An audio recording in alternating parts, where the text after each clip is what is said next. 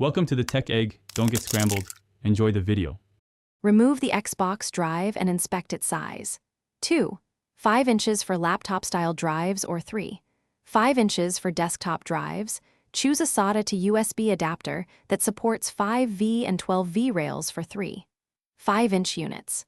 Note that Xbox One and Series internal game partitions are hardware encrypted and cannot be read directly on PC, while some media partitions used on external Xbox drives remain NTFS and are accessible. Confirm the drive capacity, for example 1 TB or 512 GB, and label it before you connect to avoid confusion. Connect the drive to the PC with a powered SATA to USB adapter. 3.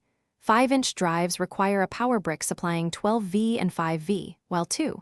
5-inch drives usually draw power from USB. Open disk management in Windows to inspect the disk. Check for healthy partitions, unallocated space, or unknown/RAW formats. If the media partition is NTFS, you can assign a drive letter. If partitions show as encrypted or unknown, you will need to back up any accessible data and reformat the disk to NTFS or XFAT to use it on the PC.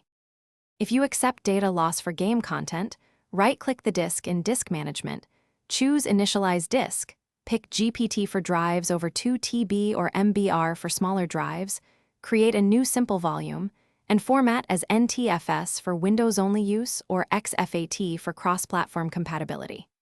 Use Quick Format to save time or run a full format to check sectors. After formatting, assign a drive letter and run chkdsk/f if Windows reports errors. Finally, store game saves in the cloud and use the reformatted drive for media, backups, or PC storage. Thanks for watching. Consider subscribing if I helped unscramble your problems.